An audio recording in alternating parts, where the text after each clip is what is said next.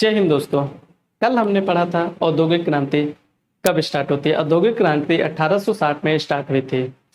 1860 के पहले पृथ्वी पर पर्यावरण का प्रभाव कैसा था? 1860 के बाद अब तक पृथ्वी पर पर्यावरण का प्रभाव कैसा है? फिर बाद में हमने ओजोन परत के बारे में पढ़ा था। फिर बाद में हमने मानव व पर्यावरण संबंधी अवधारणाएं कितने प्रकार के होते हैं? 6 प्रकार के होते हैं। 5 प्रकार के बता दिए थे। छठा प्रकार जो है आज हम बताएंगे, जिसे हम पारिस्थितिकी दृष्टिकोण जिसे कहते हैं, वो आज हम पढ़ाएंगे। उसके बाद हम सस्टेनेबल डेवलपमेंट या धारणीय विकास पढ़ाएंगे। तो ओजोन परत के बारे में थोड़ा जान लेते हैं आज। ओजोन परत का क्षरण सर्वप्रथम जोसेफ फॉरमैन ने पता किया था। ओजोन परत का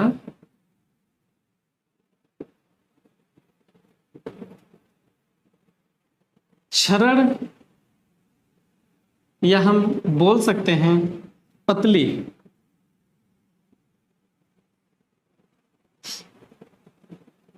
जोसेफ फॉरमैन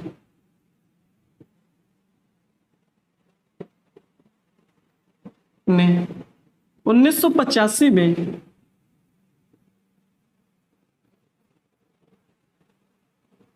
सबसे पहले पता किया था।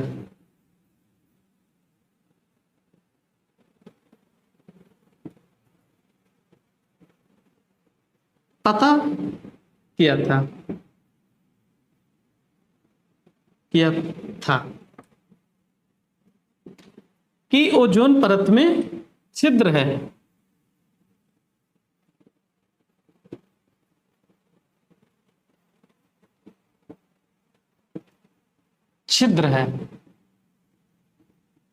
या हम पतली परत भी बोल सकते हैं। पतली परत भी बोल सकते हैं। या किस मंडल में पाई जाती है? या समताप मंडल में पाई जाती है।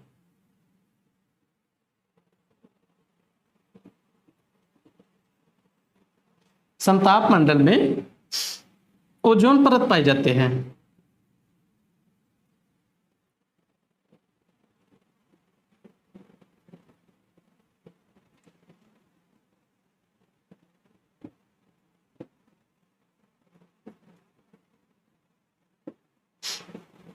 समताप मंडल में ओजोन परत पाई जाती है। सबसे पहले ओजोन परत का क्षरण हुआ था तो जोसेफ फॉरमैन ने पता किया था 1985 में। ओजोन परत का कार्य क्या है? ओजोन परत का कार्य सूर्य से पराबैंगनी किरणें जो आती हैं उसको ऑब्जॉर्व कर लेती है।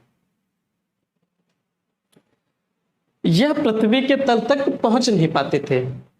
जो 1860 के पहले जब औद्योगिक क्रांति स्टार्ट नहीं हुई थी, 1860 के पहले औद्योगिक क्रांति की स्टार्ट नहीं हुई थी, तब पृथ्वी पर पर्यावरण का प्रभाव बहुत अच्छा था। औद्योगिक क्रांति 1860 में शुरू हुई थी। 1860 से अब तक के बीच में कई इंडस्ट्री का निर्माण हुआ है।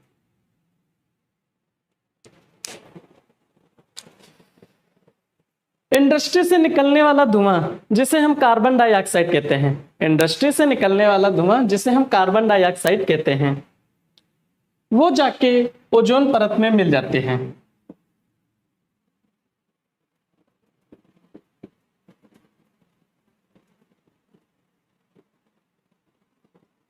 में मिल जाती है, ओजोन परत में मिल जाती है तो ओजोन परत को धीरे धीरे पतला करता है। जब धीरे धीरे पतला करेगा तो ये सूर्य की जो पराबैंगनी किरणें हैं जिसे हम अल्ट्रावायलेट रेस कहते हैं, वो जाके सीधे ओजोन परत को पार करके सीधे धरातल पर पहुंचाती है और धरातल पर बहुत ज्यादा गर्म करती है। ओजोन परत है जीव जंतु वनस्पति या हम लोग को रक्षा करती है। अल्ट्रावायलेट से होने वाले रोग जैसे चर्म रोग हो गया, कैंसर जिसे हम स्किन कैंसर बोलते हैं, ये सभी रोग हैं जो अल्ट्रावायलेट रेज से होते हैं। तो यही ओजोन परत के बारे में इतना ही पढ़ना पड़ेगा।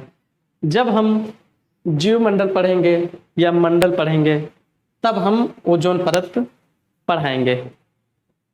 आज हम धारणी विकास पे बात करेंगे। धारणी विकास खत्म होने के बाद क्वेश्चन आंसर करेंगे।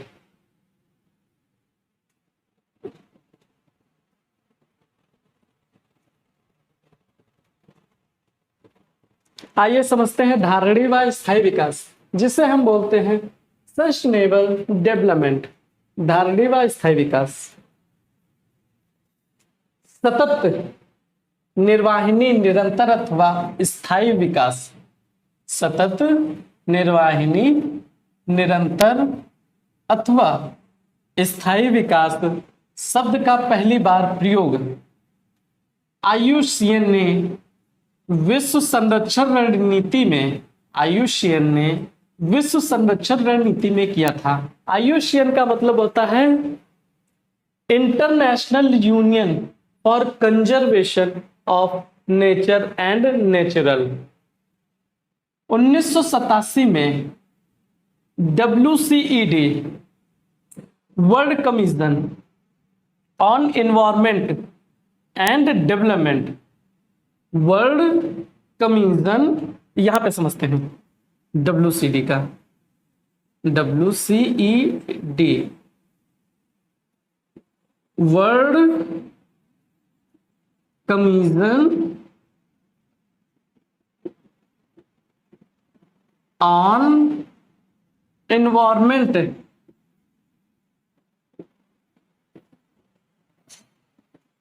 World commission on environment and development.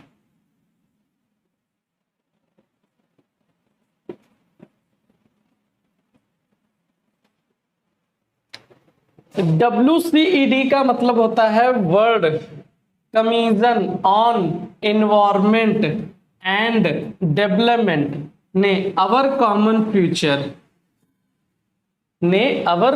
Future ने नामक रिपोर्ट में इस शब्द की परिभाषा और कार्य पद्धति की व्याख्या की। अवर कॉमन फ्यूचर ने नामक रिपोर्ट में इस शब्द की परिभाषा और कार्य पद्धति की व्याख्या की। किसकी? सतत, निर्वाहिनी, निरंतर अथवा स्थायी विकास शब्द की, जिसे यूएनओ ने, यूएनओ का मतलब होता है United Nation Organisation, United Nation Organisation ने स्वीकार कर लिया। दूसरा पॉइंट समझते हैं, धारणी व स्थायी विकास व विकास है। धारणी व स्थायी विकास व विकास है जिसके अंतर्गत भावी पीढ़ियों के लिए आवश्यकताओं की पूर्ति करने की क्षमताओं से समझौता किए बिना वर्तमान पीढ़ी की आवश्यकताओं को पूरा किया जाता है। भावी पीढ़ियों के लिए आवश्यकताओं की पूर्ति करने की क्षमताओं से समझौते किए बिना वर्तमान पीढ़ी, भावी पीढ़ी का मतलब होता है पुरानी पीढ़ी, वर्तमान पीढ़ी की आवश्यकताओं को पूरा किया जाता है। तीसरा पॉइंट समझते हैं, आर्थिक विकास और पर्यावरण सुरक्षा के मध्य, आर्थिक विकास और पर्यावरण सुरक्षा के मध्य एक वांछित संतुलन बनाए रखना ही निर्वाहिनी या टिकाऊ विकास है। निर्वाहिनी या टिकाऊ विकास है। आर्थिक विकास और पर्यावरण सुरक्षा के मध्य एक वांछित संतुलन बनाए रखना ही निर्वाहिनी या टिकाऊ विकास है। फिर चौथा पॉइंट देखते हैं, सतत विकास की इस अवधारणा में पर्यावरण के अनुरूप विकास के साथ ही प्राकृतिक संसाधनों को भावी पीढ़ियों के लिए, पुरानी पीढ़ियों के लिए बचाए रखना पर ध्यान रखा जाता है। फिर पांचवा पॉइंट है वर्तमान में धारणीय विकास। वर्तमान में धारणीय विकास एक भूमंडलीय दृष्टिकोण बन गया है। वर्तमान में धारणीय विकास एक भूमंडलीकरण दृष्टिकोण बन गया है। 1992 ईस्वी के पृथ्वी सम्मेलन में घोषित एजेंडा 21 रियो घोषणा में इसके प्रतिपूर्ण समर्थन व्यक्त किया गया है। 2002 ईस्वी के जोहान्सबर्ग सम्मेलन का मूल मुद्दा ही सतत विकास का था। 2002 ईस्वी के जोहान्सबर्ग सम्मेलन में मूल मुद्दा क्या था? सतत विकास का।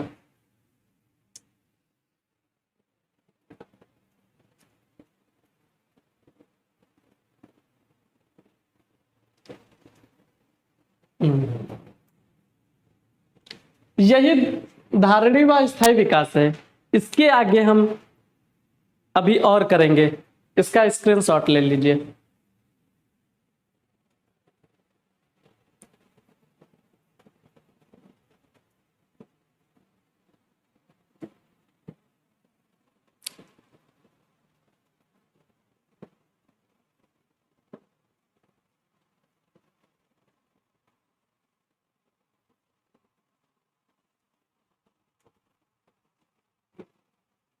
अगर मेंस के पेपर में धारणीय व स्थायी विकास सस्टेनेबल डेवलपमेंट लिखने के लिए आ जाए या 100 शब्द, तो आप इसको लिख सकते हैं इस तरह।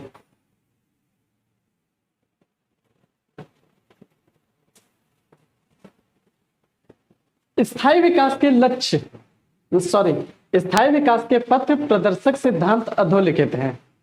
क्या है? स्थायी विकास के पथ प्रदर्शक सिद्धांत अधोलिखित हैं। नंबर 1, परिस्थितिकी मित्रवत प्रौद्योगिकी। परिस्थितिक मित्रवत प्रौद्योगिकी। नंबर 2, परियोजना मूल्यांकन। नंबर 3, उत्पादन का विकेंद्रीकरण। नंबर 4, संसाधन संरक्षण। नंबर 5, प्रभावशाली जवाबदेही तंत्र। नंबर 6, परिस्थितिकी साक्षरता। नंबर 7, स्थायी विकास पर प्रभावी जनमत निर्माण। नंबर 8, संसार के सभी देशों द्वारा पर्यावरण के संबंध वैश्विक संस्थाएं।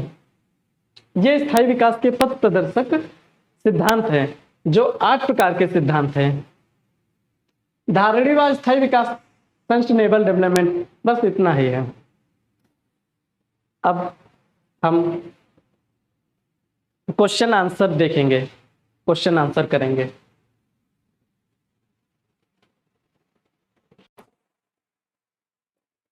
आपके सामने क्वेश्चन दिया है,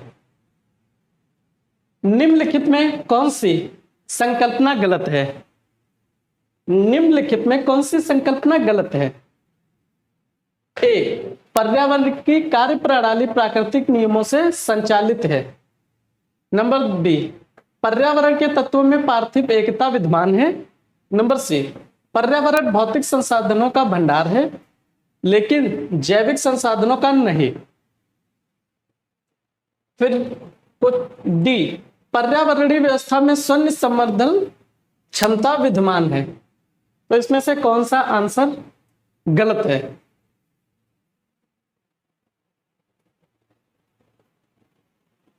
पर्यावरण भौतिक संसाधनों का भंडार है लेकिन जैविक संसाधनों का नहीं, ये गलत है।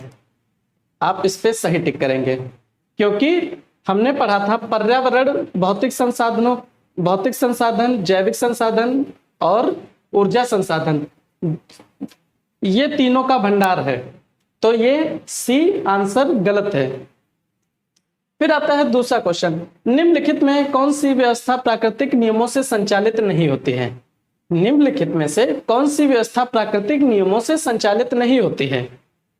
खाद्य श्रृंखला, मानव प्रेरित पारिस्थितिक तंत्र, ऊर्जा का प्रवाह, जैव भू रसायन चक्र। कौन सा सही है? नंबर बी, मानव प्रेरित पारिस्थितिक तंत्र। अब तीसरे क्वेश्चन की तरफ बढ़ते हैं। पर्यावरण के संबंध में निम्न में से कौन सा कथन असत्य है? जैवमंडल पर्यावरण के अध्ययन की आधारभूत इकाई है, ये सही है। जैवमंडल में भौतिक एवं जैविक तत्व दोनों विद्यमान हैं, ये भी सही है। हरे पौधे अपने मृत अवयव को अपघटित कर सकते हैं। हमने पढ़ा था हरे पौधे अपने जीवी एवं अजीवी दोनों पर अपघटित कर सकते हैं, तो ये क्वेश्चन, ये कथन असत्य है, इस पे हम सही टिक कर देंगे। फिर चौथा है, वनों को काटने का परिणाम होता है। नंबर ए, वर्षा और नमी में वृद्धि। नंबर बी, मिट्टी का क्षरण और अनियंत्रित बाढ़। नंबर सी, उष्णता में वृद्धि। नंबर डी, उपयुक्त में से कोई नहीं। इसका बी सही है, मिट्टी का क्षरण होता है और अनियंत्रित बाढ़ है, इसका बी सही है। वनों को काटने का परिणाम मिट्टी का क्षरण होता है और अनियंत्रित बाढ़ होती है। वनों को काटने से ग्लोबल वार्मिंग होती है।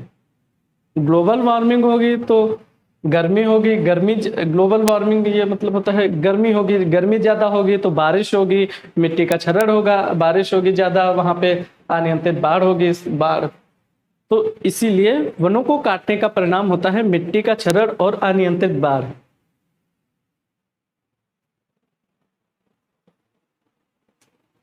ये आप इसका स्क्रीनशॉट ले लीजिए।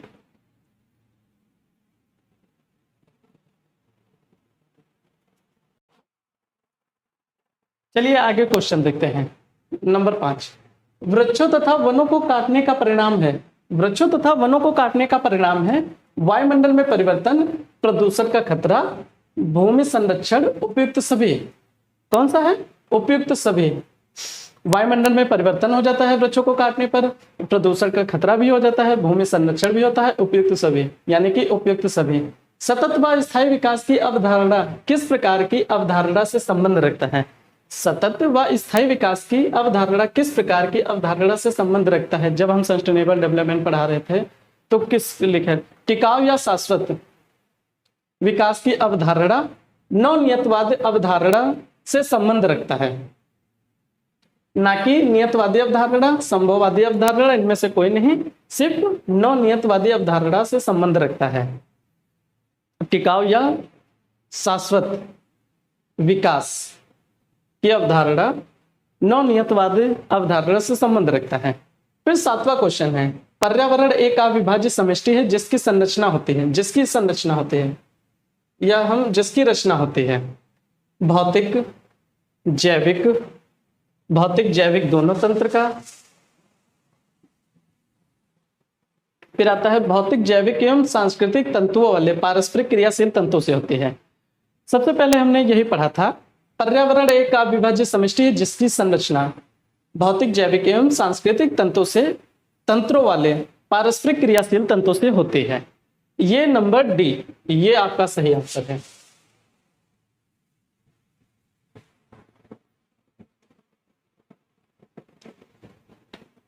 फिर आता है 8वां, पर्यावरणीय निश्चयवाद के प्रतिपादक कौन थे? Karl Ritter, Griffith Taylor, Davis, इनमें से कोई नहीं। हमने कल पढ़ा था पर्यावरणीय एक निश्चयवाद है। जब हम मानव व पर्यावरण का अवधारणा पढ़ रहे थे तो हम उस समय निश्चयवाद भी पढ़ा था। निश्चयवाद अवधारणा भी कहते हैं, संभववादी अवधारणा पढ़ते हैं, नियतवादी अवधारणा पढ़ते हैं, ये सब पढ़ा था। तो पर्यावरणीय निश्चयवाद के प्रतिपादक कौन थे? Karl Ritter. कार्ल रिटर व हम्बोल्ट जैसे पर्यावरणीय निश्चयवाद के प्रतिपादक थे। फिर क्वेश्चन नंबर 9, संयुक्त राष्ट्र संघ ने वर्ष 2002 को किस अंतरराष्ट्रीय वर्ष घोषित किया है? अभी हमने पढ़ा था संयुक्त राष्ट्र संघ ने वर्ष 2002 को किसका अंतरराष्ट्रीय वर्ष घोषित किया गया था? सतत विकास का, स्वच्छता वर्ष, वन संरक्षण वर्ष, जल संरक्षण वर्ष, सतत विकास। जब हम सस्टेनेबल डेवलपमेंट पढ़ रहे थे तब 2002 का संयुक्त राष्ट्र यानी कि यूएनआर 2002 का। फिर आता है नंबर 10 क्वेश्चन, विश्व पर्यावरण दिवस किस तारीख को मनाया जाता है? 21 मार्च, 22 दिसंबर, 5 जून, 21 जून। 5 जून सही है आपका, इसका स्क्रीनशॉट ले लीजिए।